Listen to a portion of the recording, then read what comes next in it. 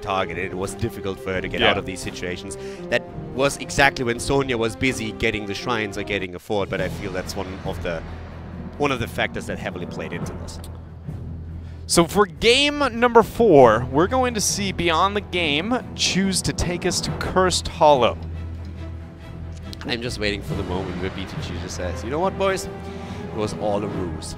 Now we're actually starting to clear the field from behind. This seems... Give me a moment here. Trying to look at some of the map decision-making we've seen from Beyond the Game. It does feel a little out of place, just judging by the fact that...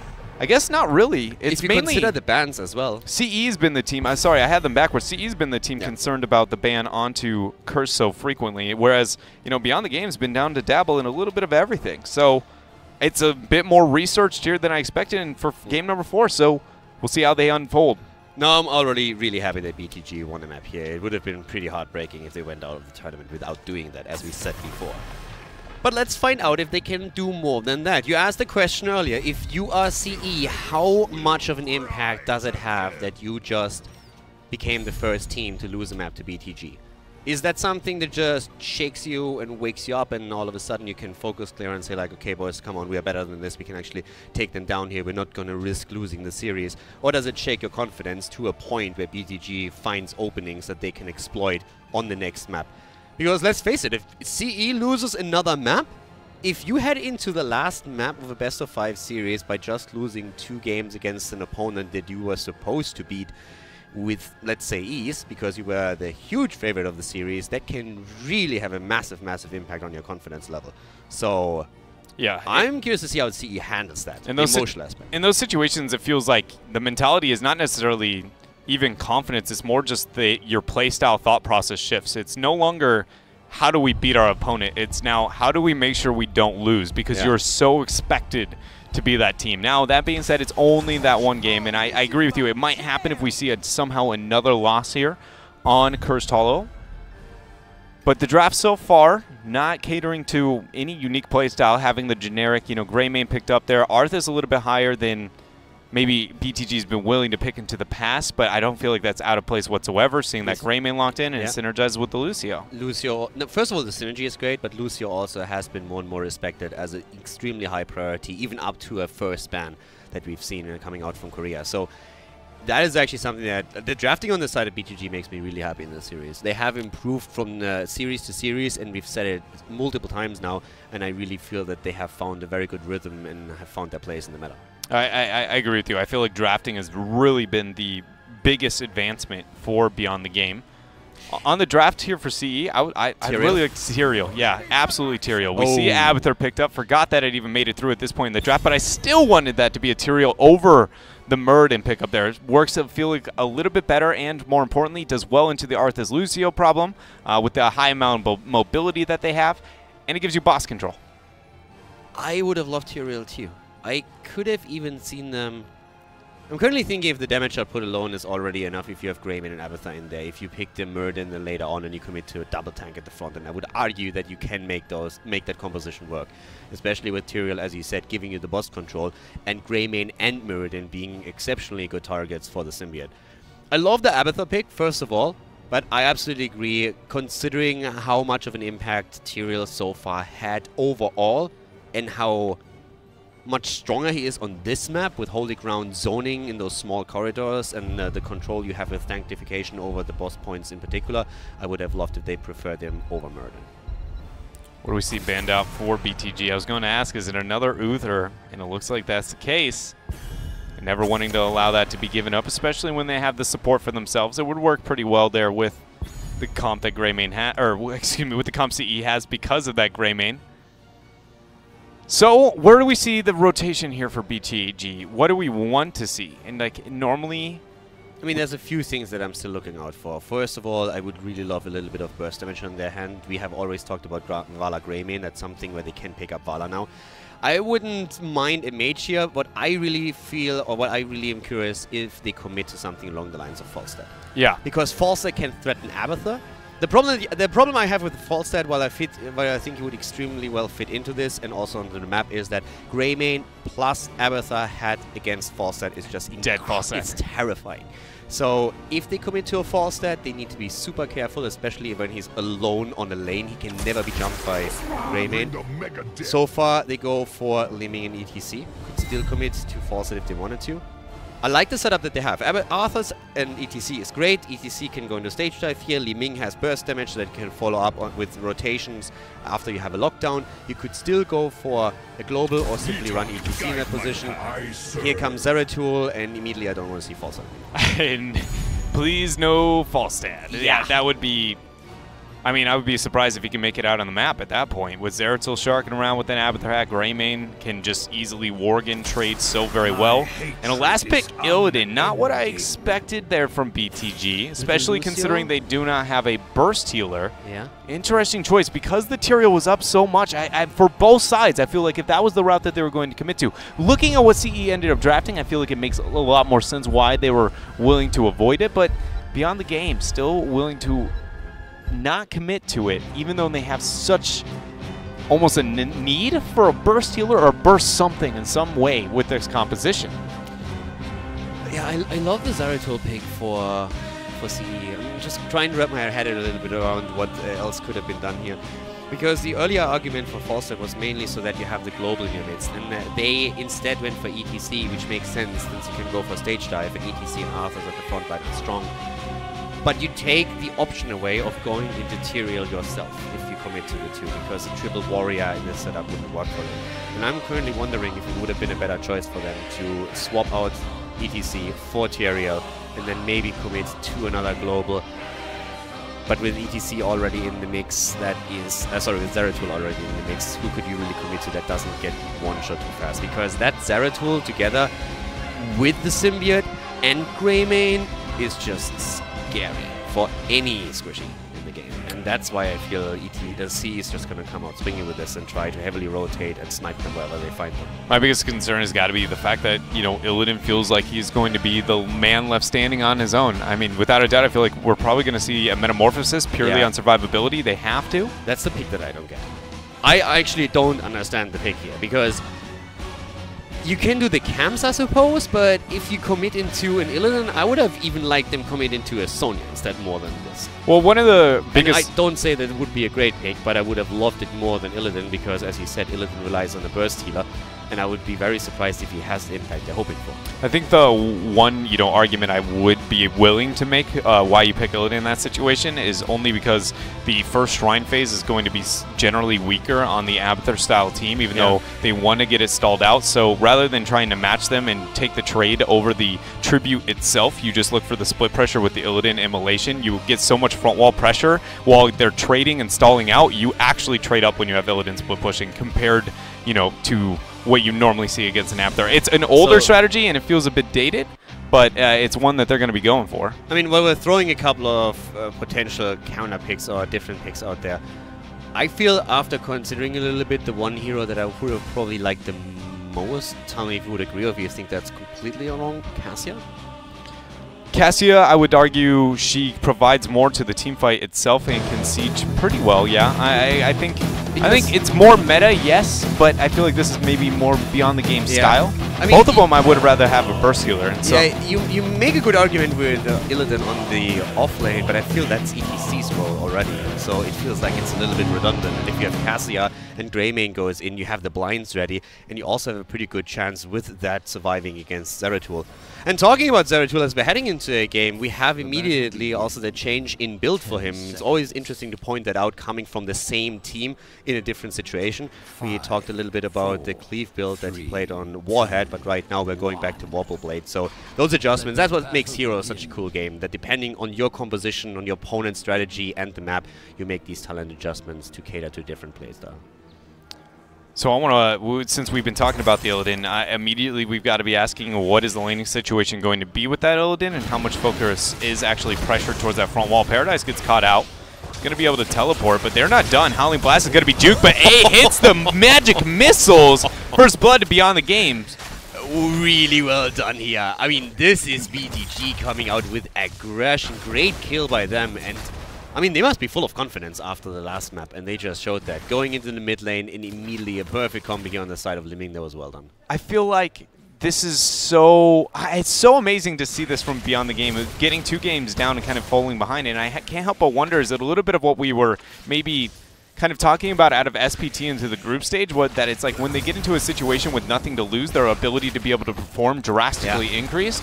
Is that still the case here with Beyond the Game? It literally came down to their last game. This could not get more dire. It's just like, boys, screw it. Just this is what we're going to do. We're going to take it, and this is how we're going to play it out. And they get success with that into the last game, and then it seems like it's transferring over a little bit here onto Curse. They're taking out front walls, getting first blood, almost a full level lead. And what's happening to CE? They're not reacting to it right now.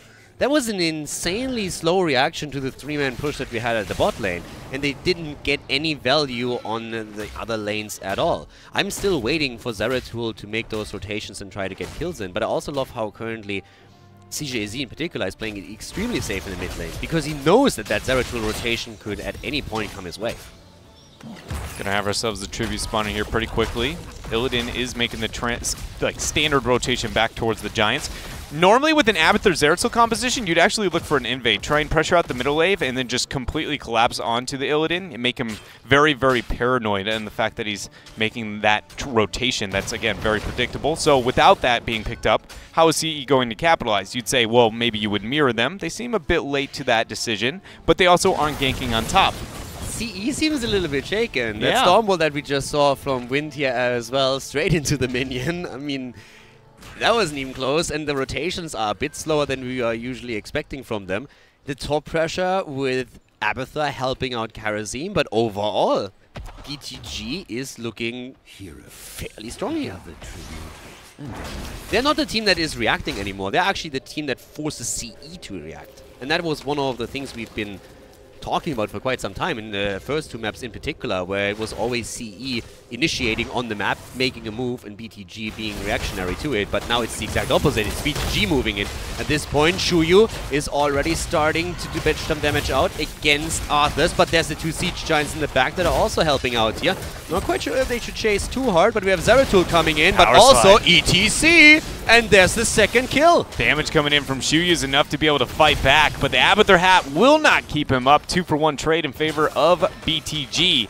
And this is the siege split push pressure that we were talking about. Why does the Illidan get picked up here into the Abathur style compositions? And they're putting up a really strong argument for it. KTY is going to start the channel. A loop full threatens enough to get the block off. Cleverly done up there between those two. Yeah, pretty well done here, because earlier on you could see that Karazim had a big problem getting the tribute since Li Ming always poked, but then they simply reverted it and made sure that Karazim blocks for Abathur. But she has 3 kills against 1. They have half a level lead, more than that even. CE was expected to be the team that is aggressive with Zeratul and the symbiote on top of it. Maybe Murden also helping him out. They have an insane amount of dive into backline heroes. But right now, the only diving that we are seeing is coming from BTG. And here's the Howling Blast once again as they're trying to go for another kill. EDC slides in. And that's Karazim. Kill number 4 confirmed. And we're not done yet. As always, the Chinese body blocks are so real. They're clumping together as a 4-man unit to make sure that CE cannot make it out of here.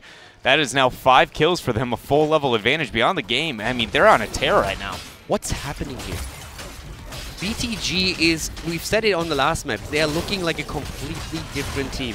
They are full of confidence, they are aggressive, they make smart rotations on the map. They had a fantastic split earlier with that Illidan pressure at the bot lane together with Arthas and with Lucian. It worked out perfectly well, and they're just pushing through structures. They have the bot lane destroyed. They have taken now ammunition and damage against the towers in the middle. We have Mule taken for Abathur, who tries to at least heal that up a little bit, but this is going to be a tribute for BTG as they finally start to commit to the objective, and they are looking absolutely solid on this map. I will say that I feel like this is more, you know, beyond the game making a clever play based on the lack of macro that CE has into the early game. The Illidan pickup for that early game pressure that they had towards bottom, but it was mainly the rotation back when I was talking about the will the Zeratul look for this gank in this type of situation, and they failed to do so. Hold up a second. This boss is going to be sniffed out by BTG, and there's no way they're going to give this up for free. Is CE going to commit to this because they're so far behind and they feel like maybe they have to? 3 people making the rotation. Li Ming is too far away. They have to give this one up. She tried to not show for a little bit, but she did end up making the rotation back. Boss picked up for CE, capitalizing on maybe a misposition out of beyond the game, but by no means are they looking at that and going, you know, that's going to be hard to come back from. Yeah, they're trying to be a little bit more aggressive now themselves, though, but MJ is ready on Lucio with that speed boost to allow Arthurs to move back immediately. Now, the big question is, we are going to have BTG get a level 10 a little bit faster. Considering that both of them will end up on even talents at some point here, who do you think has a better level 10? Where's the power spike? I mean, I think I got to give it to CE just because their composition doesn't come online until 10, right? Yeah. Which makes me feel like it has to be that they have the bigger power spike, but do they actually win it? I feel like a lot of that comes down to the heroic choice on Illidan's part. It's going to be the Metamorphosis, so I feel like there's a lot better opportunity to be able to win these team fights now that we see that committed to. And so, I generally speaking, honestly, I might have to give it over to BTG. We have the macro game on there, and with now Stage Dive also committed to, they fight for another tribute here, and the boss is moving through the top lane. ETC at the bot has Stage Dive, so he is going to get the extra experience for the team. CE still doesn't have level 10, so they give up another tribute. That's the second one, meaning the next one could potentially be a curse. And ETC is very much alone on that lane, as BTG is now pushing with the boss, gonna take another 4 tier, solidify even more of an experience lead for themselves as we finally see CE with their own level 10.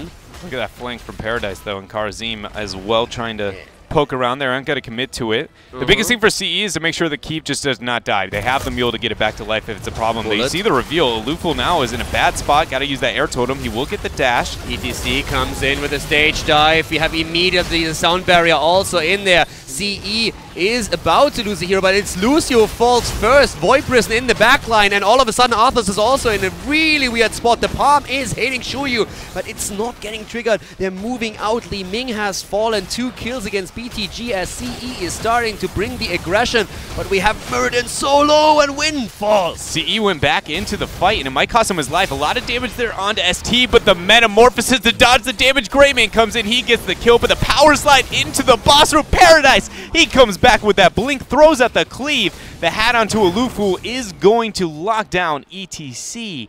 And that was absolutely awesome.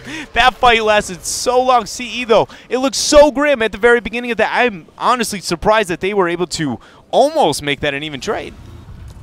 And now that you shall fall. Was a little bit weird. What? Oh, sorry. No, my bad.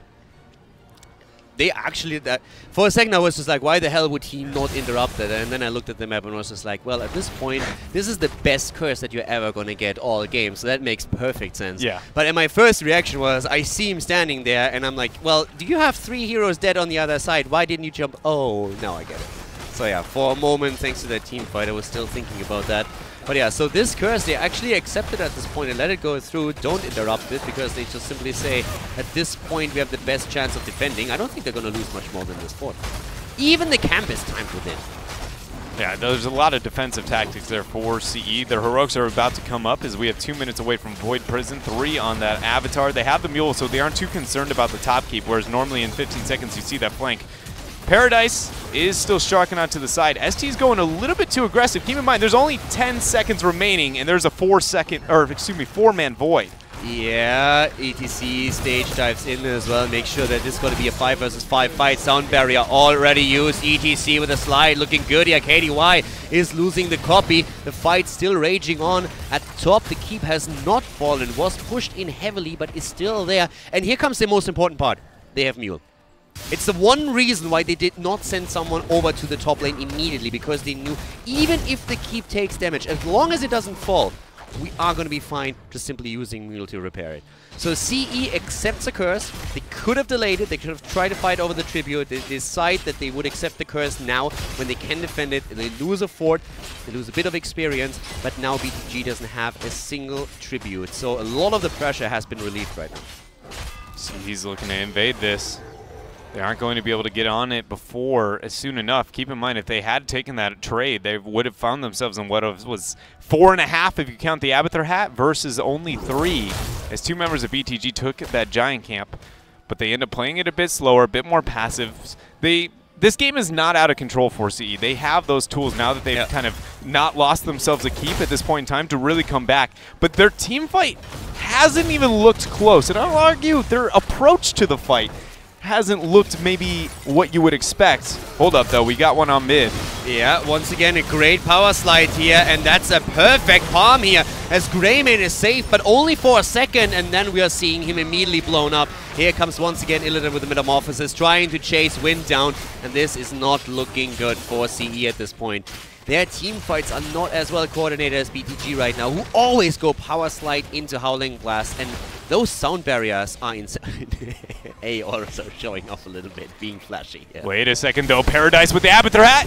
He's going to follow it up. He does not have a teleport for a couple more seconds here. Boop. He's going to get the body block. Howling Blast thrown out. He gets the teleport back up. He even drops the Void. And he's going to get out of there. One of the reasons why Li Ming went for the flash here was to try and sniff him out.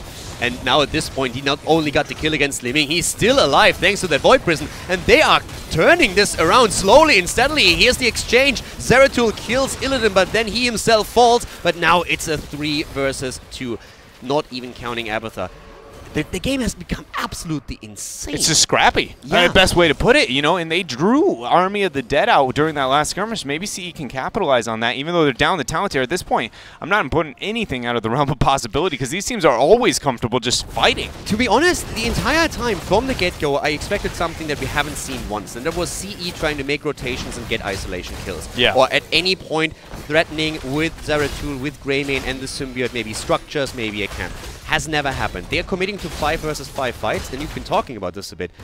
BTG has, from a straight team fight perspective, a fantastic composition, and they've been playing it well. ETC always gets his power slide against at least 2 targets. The Arthur's follow-up is immediately there, and the sound barriers that we've seen from Lucio are absolutely perfectly timed. I'm actually surprised how well CE is coordinating their defense to keep so many heroes alive. Every single team fight that starts, within the first 5 seconds, I think ETC is just going to lose every single hero. And they somehow survive. Both of the teams have some really...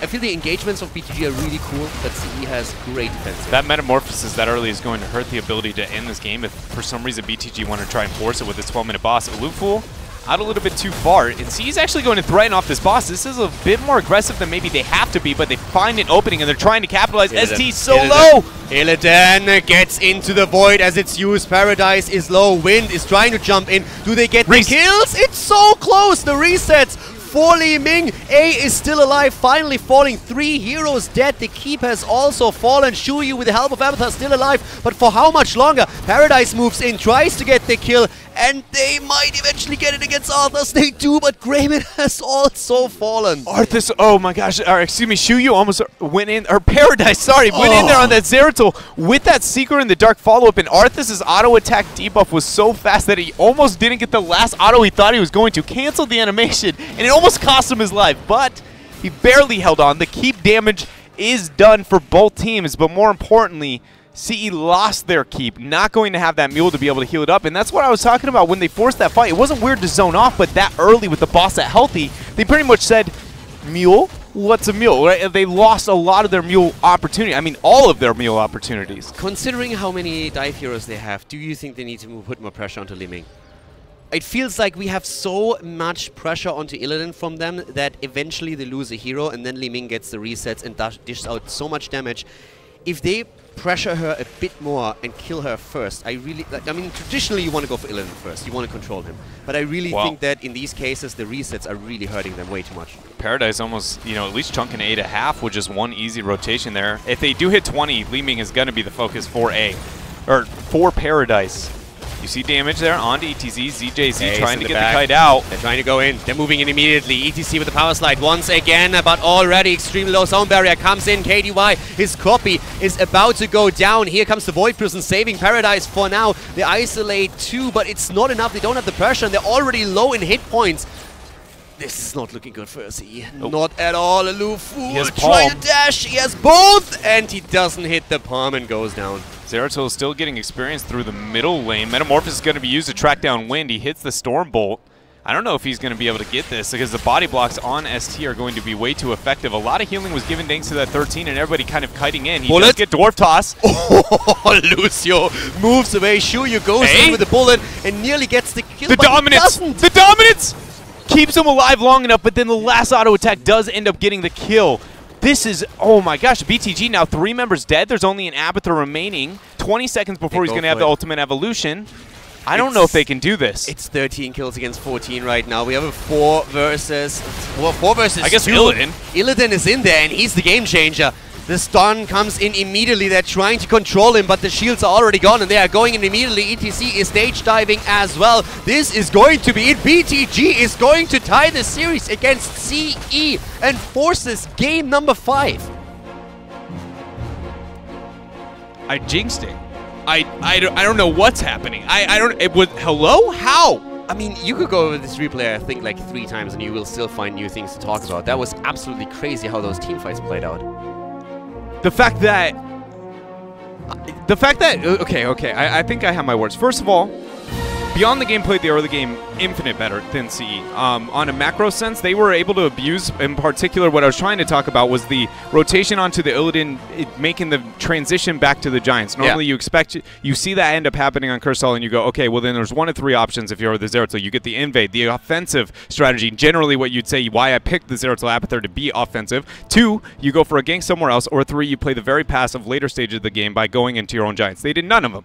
But they did end up committing to the Giants 30 seconds too late. What did you see in that window of opportunity on the side of BTG? An entire fort consumed down below. They did not hesitate on the poor laning situation and macro game that existed, and it was because of the Illidan pick that you were questioning before. It's the early game pressure that they applied, but then they amplified the poor decision-making that CE had and just said, it did put the game out of control. Beyond that, it kind of broke down. There was a lot of crazy skirmishes, obviously, but the reason that early game advantage went over beyond the game was purely outclassing CE. The one thing that really stands out for me is how the 2 tanks were able to peel for Li Ming in particular. Every single time there's a commitment to the backline because you want to blow up the squishies as much as you can. You have 2 targets on the opponent's side that you want to target, and that's either Li Ming or Illidan. If you can kill Lucio, you always will drop him too, but you want to get rid of the damage. And every time there was a commitment, ETC was there, creating the space, having the power slide, or it was Arthur's peeling for her. Then you get the first kills, dominance kicks in, all of a sudden you have one calamity after another, you get the damage in, and it just starts snowballing. But look at this lineup. You have a Zeratul, a Greymane, and Abathur. Those 3 alone in combo. And then you put a Karazim on top of it with single target damage. These guys alone were actually heroes where I said, how can you keep your setup alive when you only run Lucio as your only healer here? And Arthur's being the MVP, I mean, I can absolutely understand that the 2 tanks, for me, really made the plays. Illidan made the flashy plays, Li Ming made the kills happen, but I would argue that the 2 tanks keeping the setup alive, peeling and still keeping the rest locked down did a fantastic job for BTG. And I would not have thought, looking at the draft, that they would walk away with this with dominating team fights as much as they did. I look at it as, if I was to remove names, I'm not surprised, I feel like, at how the team fights unfolded, but I am surprised considering it being C. I just sit there and I go, but you should be able to isolate well enough to at least provide more threat than I feel like we saw. We didn't see the rotations that we talked about. I mean, like, in the early game, if you want to run this, it's a Zeratul with an Abathur. Okay. Like, normally, what would you see? You would immediately see some rotations trying to get a lockdown. You have a Muradin in there as well. You can literally pick 3 random heroes out of that composition, or 2. Let 2 rotate to a lane where you have either Muradin or Karazim, and you just say, like, oh, like, let's try and get the kills. That did not happen. They got pushed to the bot lane. As you said, the fort falls. They don't punish anyone in that entire time, and that just blows my mind. You're supposed to get ahead with that composition, exploit an early game, where Illidan just doesn't come completely online yet. You can go for Li Ming at the top, you can go for the mid lane, and they never did it, and I think that really came back later on to hurt them. I mean, it very much did, right? Debatably, the reason they ended up losing it, because the game kind of snowballed so much that they had to kind of take those panic fights. But we are going to go to a commercial break, and when we come back, ladies and gentlemen, it will be Game 5 of CE versus BTG. Not a sentence I expected to hear today.